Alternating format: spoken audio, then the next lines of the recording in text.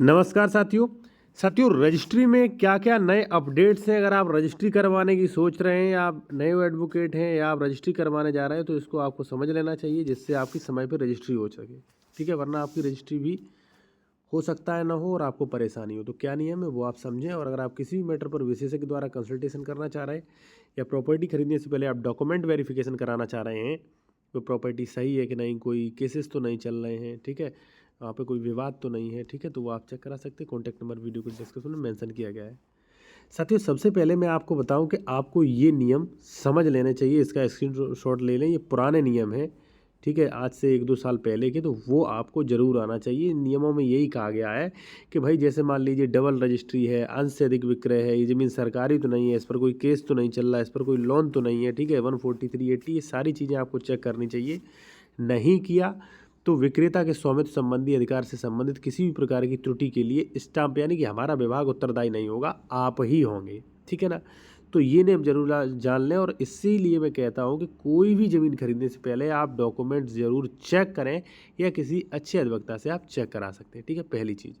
दूसरी चीज़ ये है साथियों, अगर आप ये नियम जानते हैं तो दूसरी चीज़ ये है कि अब कुछ अपडेट्स हो गए हैं। देखिए, पहले क्या होता था कि पहले जैसे मान लीजिए आप 10 तारीख को रजिस्ट्री कराने गए 12 बजे, ठीक है, तो 12 से 1 बजे तक जैसे मान लीजिए आप मेरे यहाँ रजिस्ट्री करा रहे हैं, तो 1 बजे तक जो है हमने आपकी डीड तैयार कर ली, एक घंटे में, 1.5 घंटे में।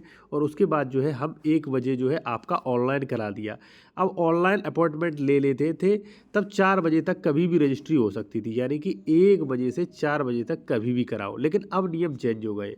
अब है क्या, अगर जैसे मान लीजिए आपके एडवोकेट ने 1 बजे समय ले लिया है, तो 1 घंटे यानी 2 बजे तक ही आप रजिस्ट्री करवा सकते। इससे दिक्कत आ जाएगी। दिक्कत ये आएगी कि आप रजिस्ट्री ऑफिस गए, लंबी लाइन लगी हुई, 1 बजे आपने जो है समय लिया था 2 बजे का, ठीक है, तो 1 घंटे बाद यानी कि अगर 2 बज के 20 मिनट भी हो गया तो यहाँ पे जो है आपका दोबारा से टाइम लेना पड़ेगा, जिसमें काफ़ी समय, कई बार होता है कि भाई गवाह नहीं आया, कई बार होता है कि भाई विक्रेता नहीं आ गया, कोई व्यक्ति, कई बार पता चलता है थोड़ी त्रुटि हो गई, तो अब अपॉइंटमेंट दोबारा लेना पड़ेगा।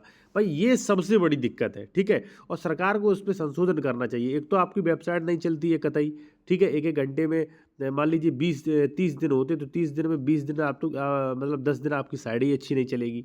ठीक है, उसके बाद जैसे मान लीजिए हमने टाइम भी ले लिया, अब 1 घंटे बाद टाइम ही खत्म हो जाएगा, तो ये दिक्कत, भाई हम ऑफिस में लाइन में लगे, हमारा जैसे ही आने वाला था नंबर, हमारा मान लीजिए वो नंबर कट गया, फिर हम आए ऑनलाइन करें, तो इससे रजिस्ट्री का समय बढ़ेगा। ये कहीं ना कहीं गलत है। ठीक है, बाकी आप ये चीज़ें, सारी चीज़ें देखें, कोई भी ज़मीन खरीद रहे हैं आप सारी जांच पड़ताल करें उसके बारे में। ठीक है, और अगर आप जूनियर एडवोकेट हैं साथियों, तो ये रजिस्ट्री ड्राफ्टिंग नियम कोर्स ई बुक ले सकते हैं। ये मेरा व्हाट्सएप नंबर दिया गया, स्क्रीनशॉट ले लें।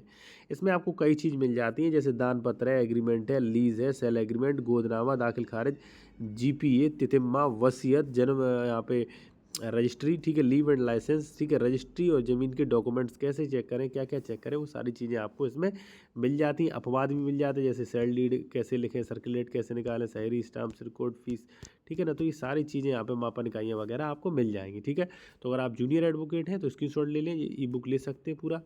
ठीक है, और इस प्रकार से आप इन नियमों को देख लें, जांच पड़ताल करने के बाद ही प्रॉपर्टी परचेज़ करें।